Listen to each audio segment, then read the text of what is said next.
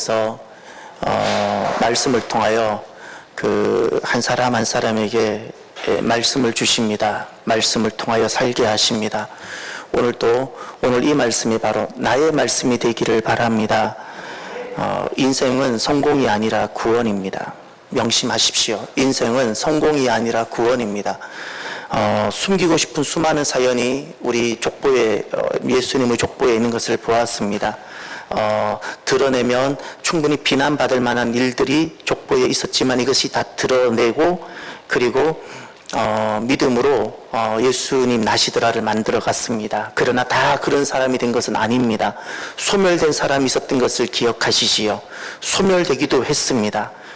예, 소멸되기도 했습니다. 예. 우리의 인생이 겉모양은 교회고 겉모양은 교인인 것 같으나 하나님이 보셨을 때 참이기를 바랍니다. 소멸되실 말아야 됩니다.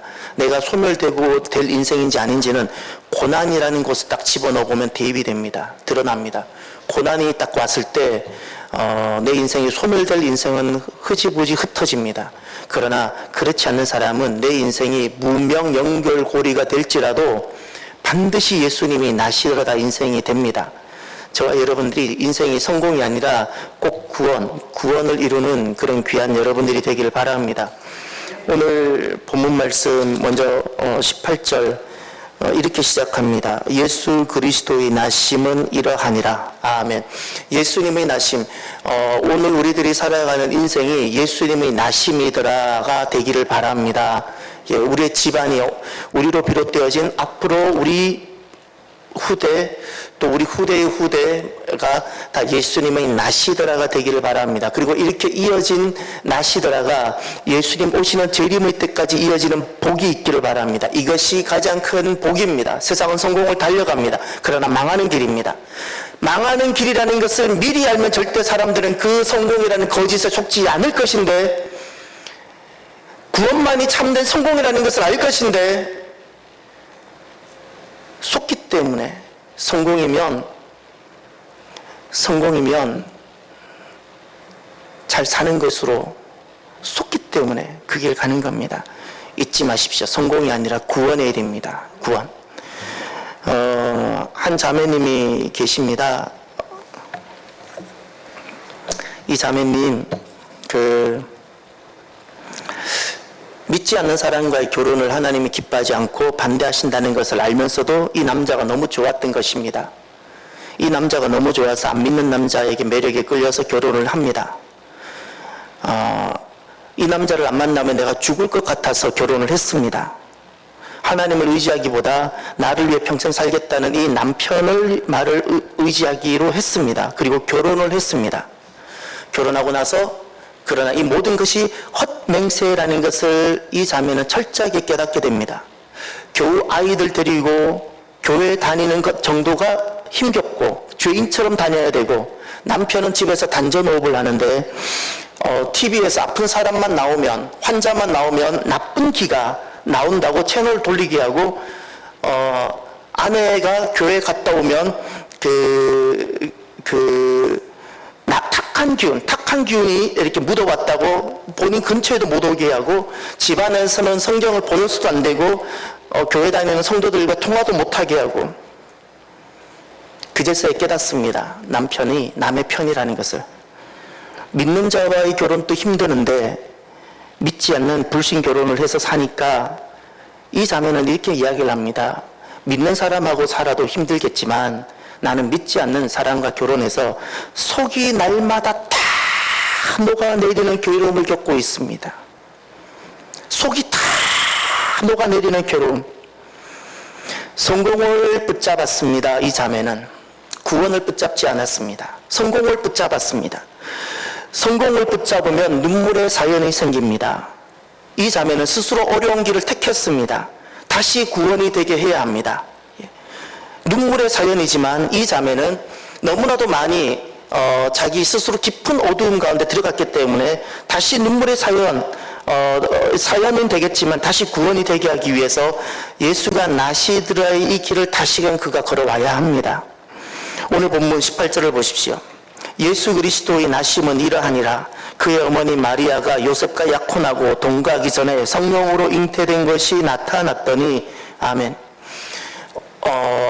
너무나도 개인적으로 고통스러운 것이 하나 있습니다. 그것은 차라리 이런 모습을 세상에서 보았으면 저는 조금 또 아프지 않을 텐데, 성전에 예배를 드리고 오는 사람들을 통해서 보면 성전에 오는 사람들이 하나님의 말씀을 절대적으로 내 생명의 진리로 내 삶의 캐논, 기준으로 여기지 않는다는 사실입니다. 마음이 많이 아픕니다.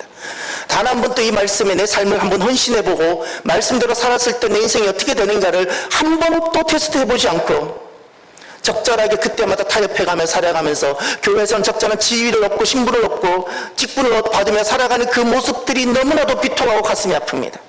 너무나도 비통하고 가슴이 아픕니다. 우리들의 실체가 다 까발려졌으면 좋겠습니다. 하나님은 내 실체를 보고 계시는데 우리는 스스로 가면을 쓰고 서로를 다 속이고, 하나님은 내 실체를 보면서 하나님은 속지 않으시는데 스스로 속이고 남을 속이고 그러면서 교회라고 이야기하고, 그러나 바람 한번 불면 다 쓰러지고.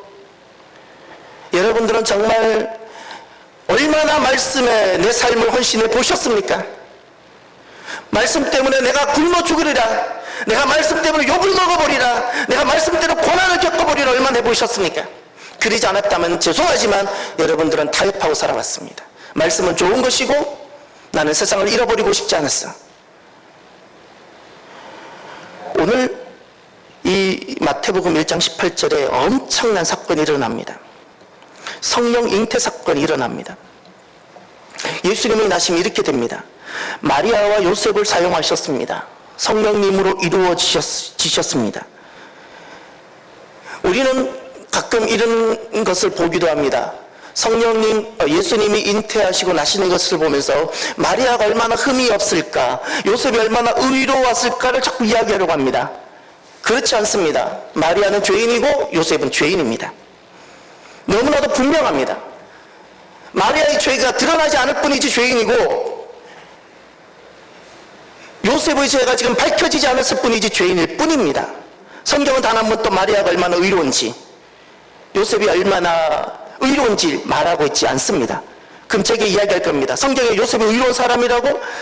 정말 요셉이 의로운 사람이었을까요? 정말 그가 의로운 사람이었으면 이렇게 했을까요? 이제 성경을 하나씩 보시길 바랍니다. 성령 잉태 사건, 이 예수님이 오시는 사건이 요셉과 마리아에게는 각각 어떤 사건으로 왔는지를 보시길 바랍니다. 먼저 마리아입니다. 마리아에게는 이 성령 잉태 사건, 예수님이 나시더라 이 사건이 실제로 그에게는 어떻게 다가왔는지 누가복음을 보십시오. 누가복음 1장 자세하게 나와 있습니다. 여러분이라면 어떻게 하시겠습니까? 여러분이라면 이 말씀에 여러분 자신을 헌신하시겠습니까? 내가 부끄러움을 당해도 이 말씀이 그대로 내게 이루어지리라 할 수 있겠습니까? 누가복음 1장입니다.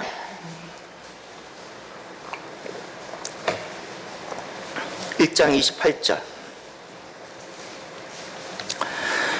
그에게 들어가 이르되 은혜를 받은 자여 평안할지어다. 주께서 너와 함께 하시도다 하니.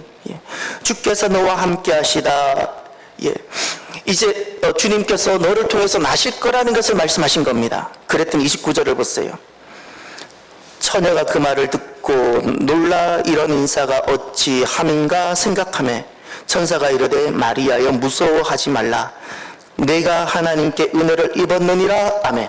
하나님의 은혜를 입는 이 사건, 성령으로 잉태되는 이 사건, 내게 성령님이 임하는 이 사건이 놀랍게도 우리가 날마다 그것을 갈망하고 사모하는데, 정말 이 일이 내게 왔을 때는 어떻게 오는가? 놀라운 일로 옵니다. 놀람. 처녀가 그 말을 듣고 놀랐다 그랬죠? 놀람으로 왔어요. 두 번째, 생각이라는 단어는 고민입니다. 고민됨으로 옵니다. 그리고 30절, 무서움으로 다가오는 겁니다. 내 인생이 어떻게 되어버릴 것 같습니다. 이것이 우리가 그토록 갈망하는 하나님의 은혜가 임하고 성령님 내게 임하셨을 때 실제로 그것을 경험한 한 사람의 정직한 내 속의 이야기입니다. 놀람, 고민, 무서움. 요셉에게는 어떻게 나타났을까요? 오늘 본문 마태복음으로 돌아가 보십시오. 요셉에게는 마태복음 1장으로 가시면 19절을 보십시오.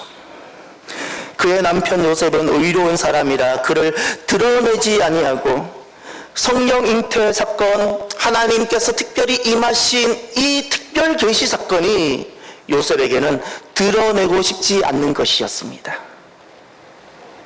드러내고 싶지 않은, 바로 내 옆에 있는 형제조차도 알까봐 조심스러운 사건이고, 두 번째, 가만히 끊고자 하여 가만히 끊고 싶은 것입니다.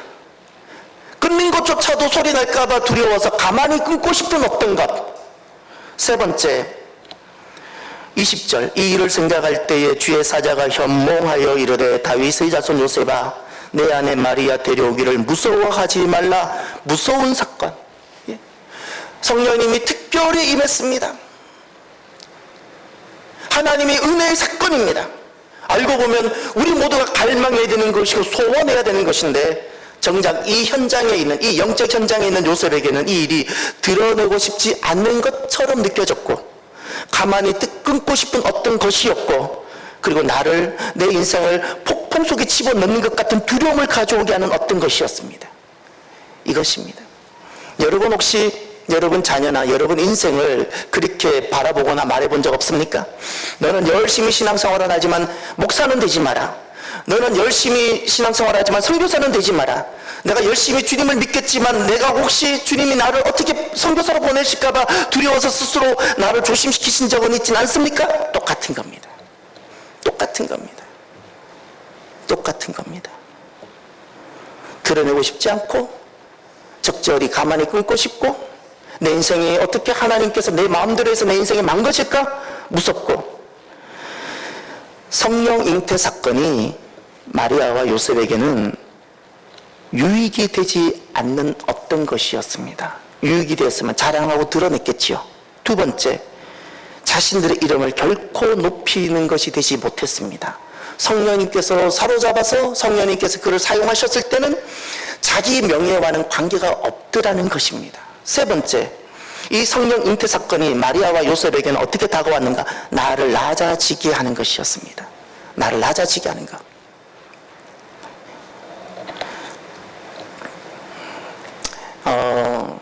목회를 하면서 이름만 대면 알만한 큰 교회부터, 그 교회 분류를 하면 그 메가처치라 부릅니다. 출석교인이 10,000명이 넘는 교회를 메가처치라 부르는데, 메가처치에서부터 개척까지 제가 다 해봤습니다. 중대형 교회도 경험하고.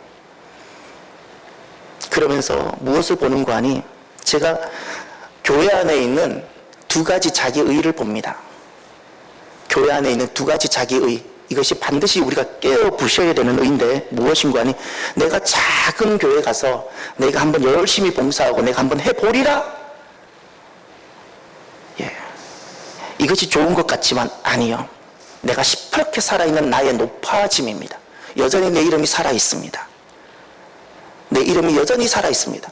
내 이름이 짓밟혀도 괜찮아야 되는데 내 이름이 여전히 살아있는 겁니다. 이것을 신학적으로는 교만이라 부르는 겁니다. 자기의일 뿐입니다. 두 번째,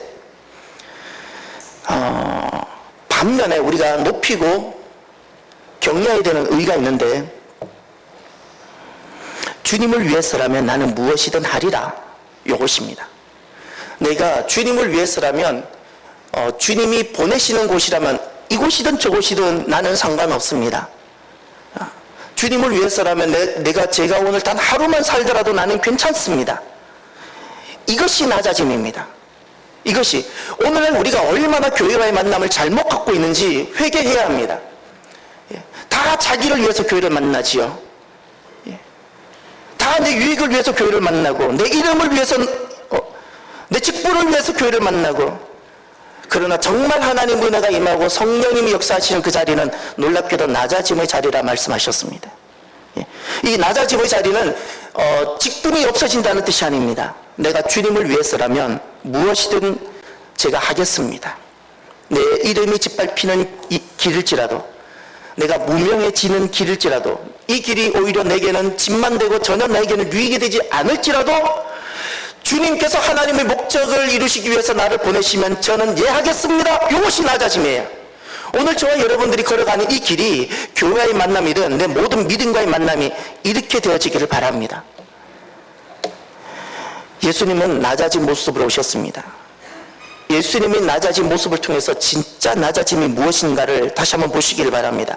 빌립보서 2장 8절을 가보십시오. 빌립보서 2장 8절. 예수님께서 낮아짐의 원형을 보여주셨습니다. 우리는 예수님을 따라가는데 예수님의 낮아짐을 통해서 낮아짐이란 직분을 받지 않는 것이 아니고, 낮아짐이란 그저 작은 교회를 가는 것이 낮아지는 것이 아니고, 낮아짐이라는 것은 그저 물질이 없어지는 무소유가 아니에요. 무소유는 잊지 마세요. 어느 종교 어떤 관계자가 무소유라는 책을 냈죠. 무소유는 유물론입니다. 잊지 마세요. 무소유는 유물론이에요. 유물론에서 기초에 있으니까 무소유가 나오는 겁니다. 우리가 가는 길은 절대 그 길이 아닙니다. 제가 거듭 말합니다. 하나님은 우리를 부하게도 할 수 있고 가난하게도 할 수 있는 겁니다. 중요한 것은 유물이 아니라 구원이어야 됩니다. 구원입니다. 이제 예수님의 낮아진 모습을 보십시오. 빌립보서 2장 8절.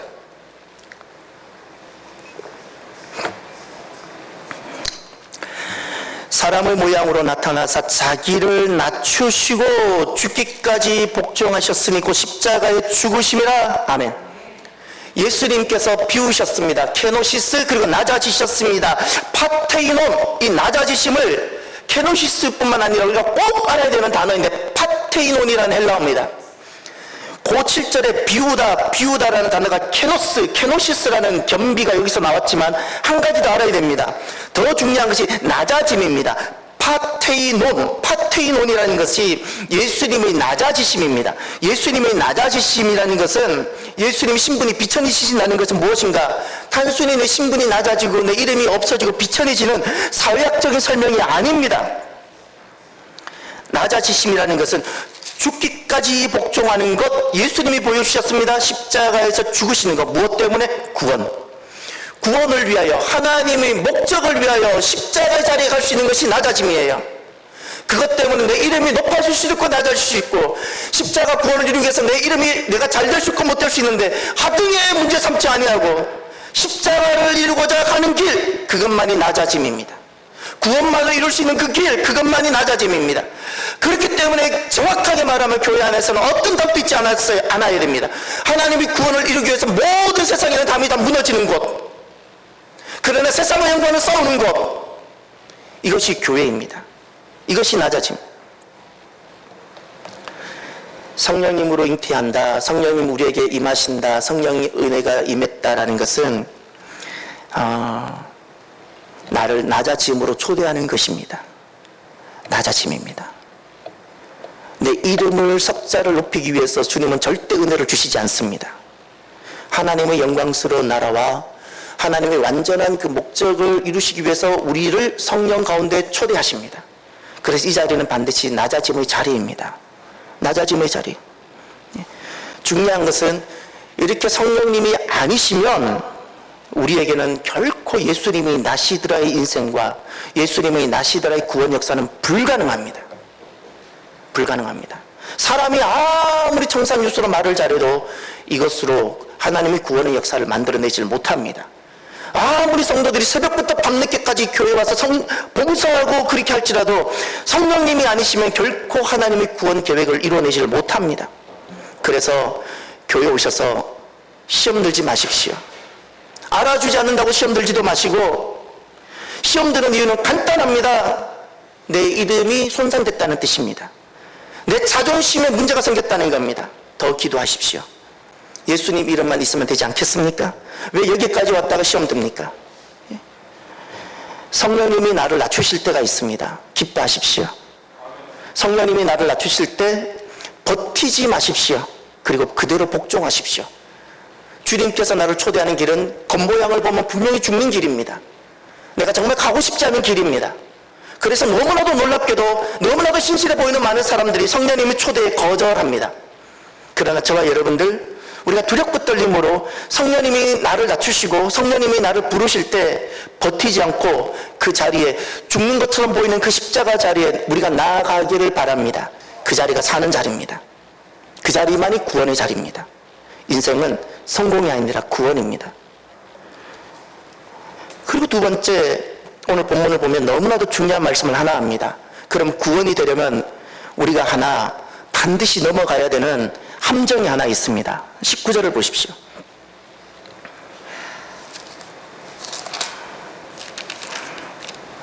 잠깐만요. 제가 빌립보서를 펴놓고 있어서. 19절. 그의 남편 요셉은 의로운 사람이라 그를 드러내지 아니하고 가만히 끊고자 하여. 아멘. 지금 이 상황이 예수님이 잉태되시는 상황입니다. 얼마나 복됩니까? 구원의 역사가 이제 시작이 되는 겁니다. 얼마나 기쁩니까? 이것이 성령님으로 된 겁니다. 성령님의 역사입니다. 그런데 지금 요셉은 어떻게 하는 거 아니? 요셉은 너무나도 인격적인 사람입니다. 이만한 사람이 없습니다. 무례하지도 않습니다. 법 없이도 살 사람입니다. 사람들은 그래서 그를 의롭다 말합니다. 그런데 그렇게 그 인격을 가지고 사람들은 법 없다고 칭찬하는, 법 없이도 살 사람이라고 칭찬하는 그 요셉이 예수님이 잉태되고 있는 이 사건을 가만히 끊고자 하는 겁니다. 과연 이 사건이 의롭다고 보시나요? 의로운가요? 우리가 여러분 이래 본 적 없나요? 저는 이것을 보았습니다. 제 눈으로 시퍼렇게 봤습니다. 내 자녀가 시험을 앞두고 있는 겁니다.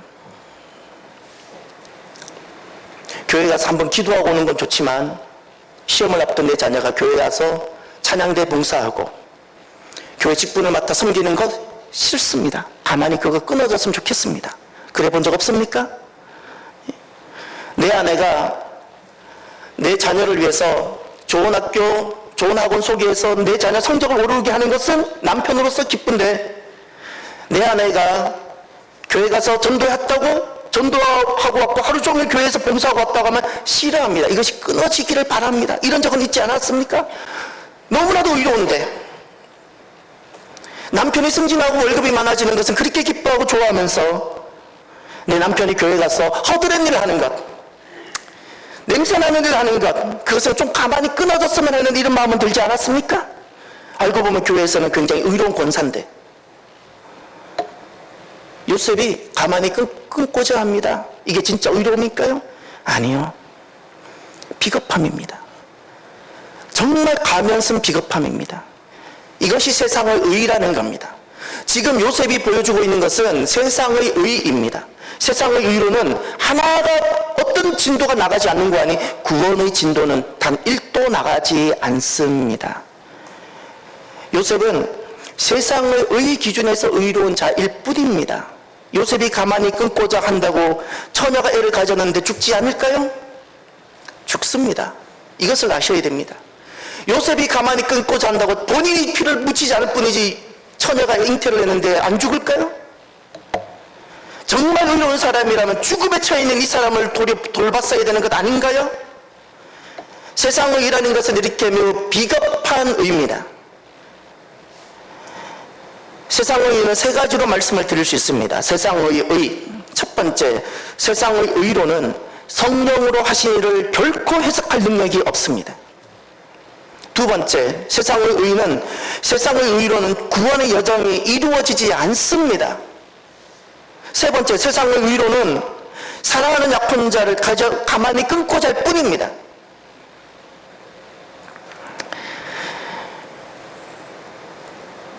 나 정도면 괜찮다고 생각해 보진 않았습니까? 나는 의로운 사람이라고. 그 의가 예수님으로 비롯되어진, 예수님 때문에 내가 갖게 된 의인지, 내가 교회 안에서 제법 봉사도 하고 신앙의 경륜도 있으니까, 그리고 남들처럼 보기에 그냥 나쁜 죄를 짓지 않으니까 나는 괜찮은 사람이라 여기지 않습니까? 요셉하고 똑같습니다. 이게 세상의 의입니다. 성경의 지식도 알고 있고 교회 경험도 많고 다 세상의 의입니다. 내가 비록 돈은 좋아하지만 남들처럼 음란하지 않다고 나는 스스로 자위하고 있습니까? 내가 비록 세상 사람들 술도 먹고 내가 음란도 하지만 내가 교회 와서 열심히 봉사하니까 이 정도는 되지 않겠냐고 생각하십니까? 우리에게는 나를 결국 구원에 이르게 하는 의는 어떤 인생도 우리 안에서 나올 수 없습니다. 왜냐하면 죄인이기 때문입니다. 우리를 구원에 이르게 하는 의는 오직 예수 그리스도 그 한 분, 예수님의 의뿐입니다. 내 인생에 괜찮은 분은 단 한 분만이어야 됩니다.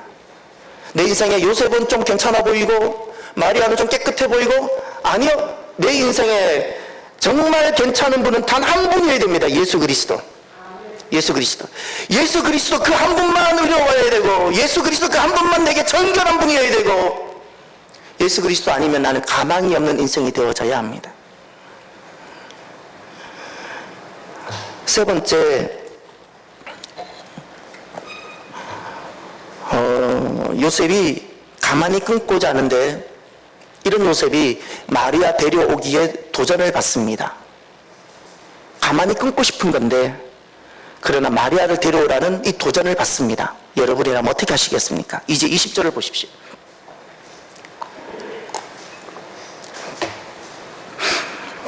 이 일을 생각할 때에 주의 사자가 현몽하여 이르되, 다윗의 자손 요셉아, 내 아내 마리아 데려오기를 무서워하지 말라. 그에게 잉태된 자는 성령으로 된 것이라. 아멘.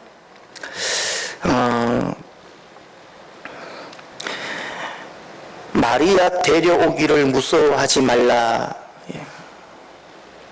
마리아 데려오기를 요청을 받습니다.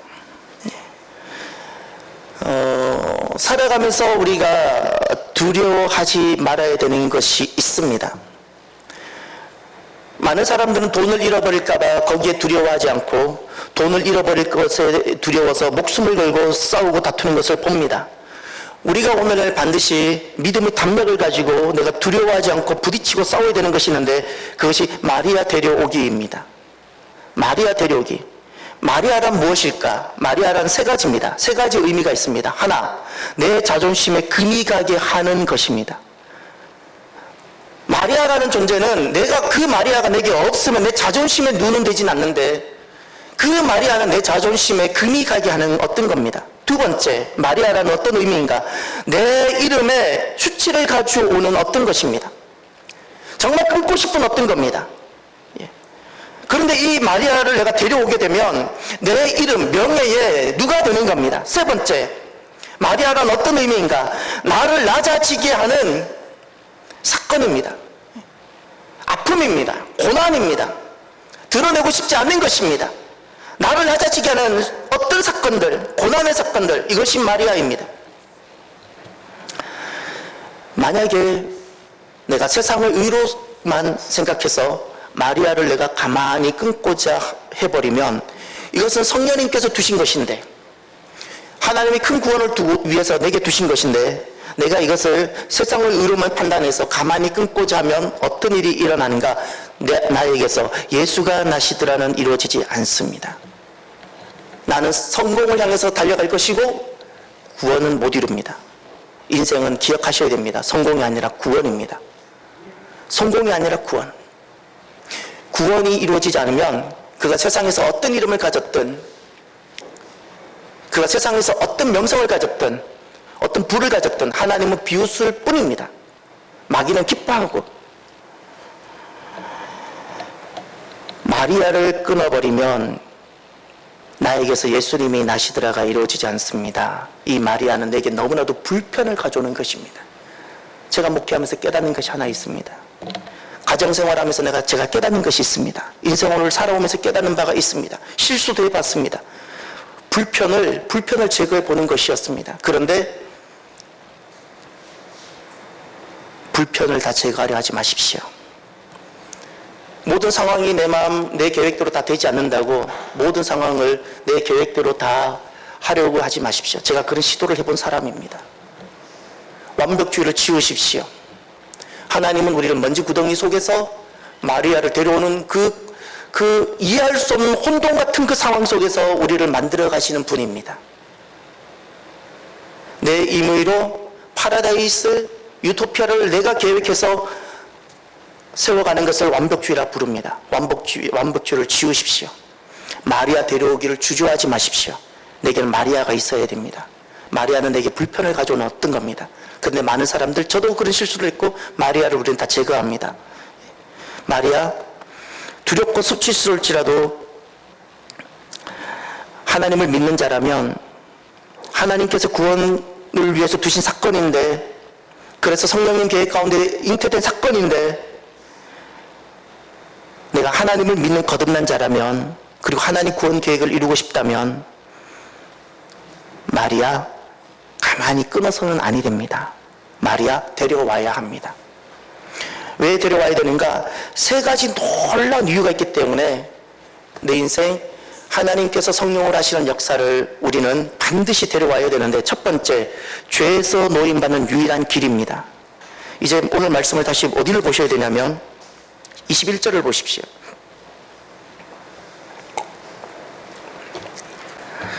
아들을 낳으리니 이름을 예수라 하라. 이는 그가 자기 백성을 그들의 죄에서 구원할 자이심이라 하니라. 아멘.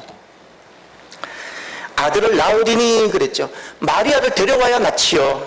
마리아를 가만히 끊어요? 세상을 의로, 바리새인을 의로, 가면을 의로 다 가만히 끊어요?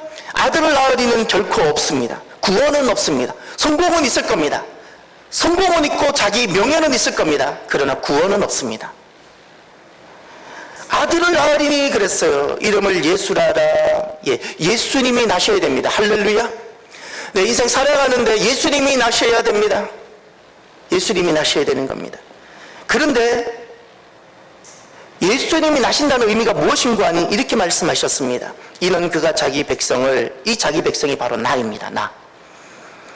그들의 죄에서, 바로 나의 죄에서 구원할 자이심이라. 할렐루야. 마리아를 데려옴으로 내 죄로부터 내가 건짐을 받는 것입니다. 이게 너무나도 중요한 거예요. 너의 죄를 구원하기 위해서 데려오는 것이 아니라, 내가 볼 때는 결국 그것이 불편이었는데, 내가 볼 때는 그것이 수치였는데, 나는 짐진다 생각했는데, 그것을 통해서 내 죄가 처리가 되더라는 사실입니다. 세상을 의로만 살던 나, 이것이 죄인지도 모르고 살았는데, 그런데 마리아를 데려왔더니 마리아를 통해서 내 연약함이 낱낱이 다 드러나고, 그리고 예수님이 아니면 내가 가망이 없는 죄인임을 내가 인정하게 되고, 그래서 비로소 성공해서 구원으로 옮겨가게 되더라는 사실입니다. 신앙생활 성공이 되지 마십시오. 신앙생활은 구원해야 합니다. 두 번째, 왜 마리아를 데려와야 되는가? 하나님의 구원 계획을 성취하는 유일한 길이기 때문에 그렇습니다. 이제 몇 절을 보시냐면 22절을 보십시오. 이 모든 일이 된 것은 주께서 선지자로 하신 말씀을 이루려 하심이니 이르시되. 아멘. 말씀을 이루려 하심이다 말씀하셨습니다. 하나님께서는 내 불의와 내 허물을 내가 말씀하지 않아도 주님은 잘 아십니다.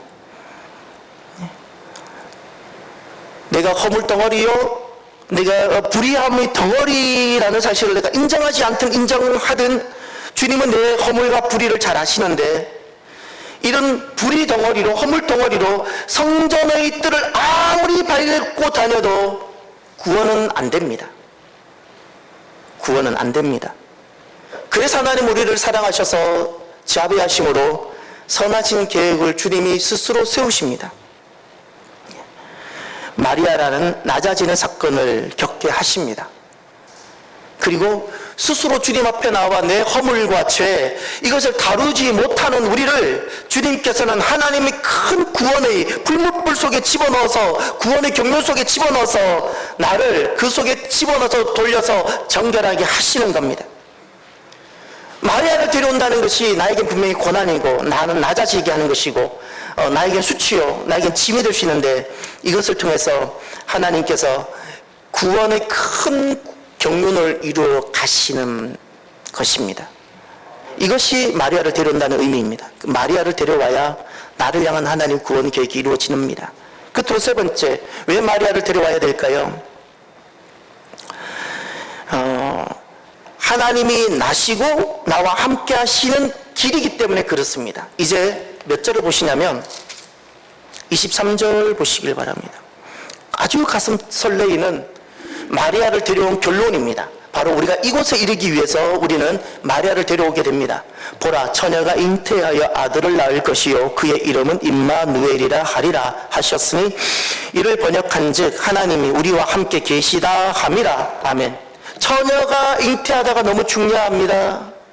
처녀가 잉태해야 임마누엘이 되어집니다. 처녀가 잉태하다. 내가 그 처녀였던 마리아를 데려와야 임마누엘, 하나님께서 나와 함께 하심이 되는 겁니다. 처녀가 잉태되어져야 되는 거예요. 그 사건이 내게 이루어져야 되는 거예요. 이 사건이 나에게 수치요, 이 사건이 나를 낮아지게 하는 사건일지라도 내가 마리아를 데려와야 임마누엘, 하나님이 나와 함께 하시다. 이것이 구원의 자리입니다. 구원의 자리. 이것이 하나님이 나와 함께 천국의 자리, 하나님이 그토록 나에게 주고 싶으신 바로 그 자리, 그 자리에 비로소 서게 되는 겁니다. 그래서 우리가 마리아를 데려와야 합니다. 사랑하는 성도 여러분, 오늘 우리가 말씀을 들으면서 우리가 한번 하나님 앞에, 저도 마찬가지, 여러분들도 마찬가지, 혹시 내가 나를 낮아지게 하는 것, 나를 좀 수치스럽거나 부끄럽게 하는 것이라고 생각해서 가만히 끊고자 했던 것은 없습니까? 하나님의 구원 계획은 생각하지 않고 내 세상의 의는 간단합니다. 하나님의 구원을 생각하지 않고 나를 생각해서 하는 모든 것은 다 세상의 의입니다. 교회를 안 다닌다는 뜻이 아닙니다. 교회를 다녀도 얼마든지 10% 목사일지라도 얼마든지 세상의 의로 살아갈 수 있습니다. 하나님의 구원을 생각하지 않고 나를 위해서 결정하는 모든 것은 세상의 의입니다. 그 세상의 의로 가만히 끊고자 했던 것은 있지는 않습니까? 이것은 나를 향한 하나님의 구원의 계획을 끊는 것입니다. 내가 가만히 끊고자 했던 것이 어떤 것이 있는가를 돌아보고 마리아 데려오기가 있기를 바랍니다. 이것을 통해서 하나님은 처녀가 잉태하여 임마누엘이 되게 하십니다. 하나님이 나와 함께 하시는 놀라운 구원의 역사를 만들어 주실 것입니다. 기도합시다. 오늘 나에게 주신 말씀을 가슴에 새기시고